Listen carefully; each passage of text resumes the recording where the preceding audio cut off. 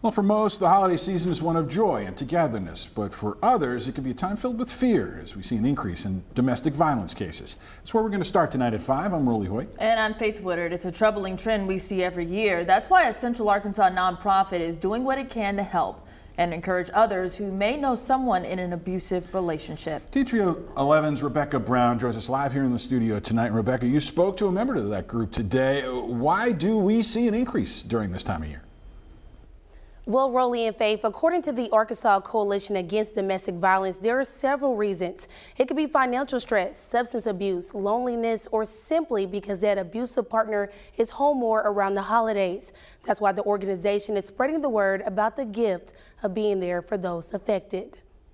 Everyone knows someone that's dealing with some form of domestic violence, and for sure, the holidays brings that out. Research reveals a troubling trend of domestic violence increasing during the holidays. And numbers like that are the reason Michelle Harper with the Arkansas Coalition Against Domestic Violence is speaking up to bring them down. It now is a season to really start to plan and have a safety plan right now as you start to enter in the next couple of weeks. ACADV is a statewide coalition that works with 29 domestic violence shelters and trains medical professionals, community members, and even law enforcement on how to approach a domestic violence situation.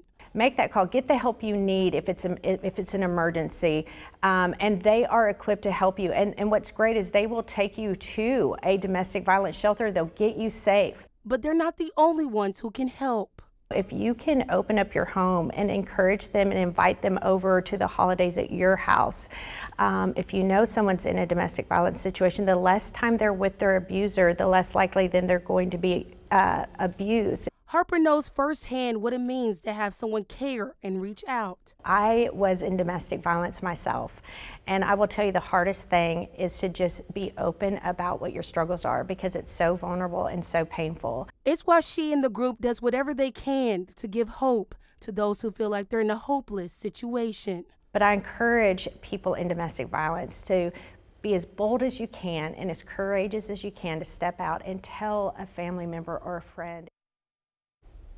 For more information about those shelters and who to call, you can visit our website at thv11.com.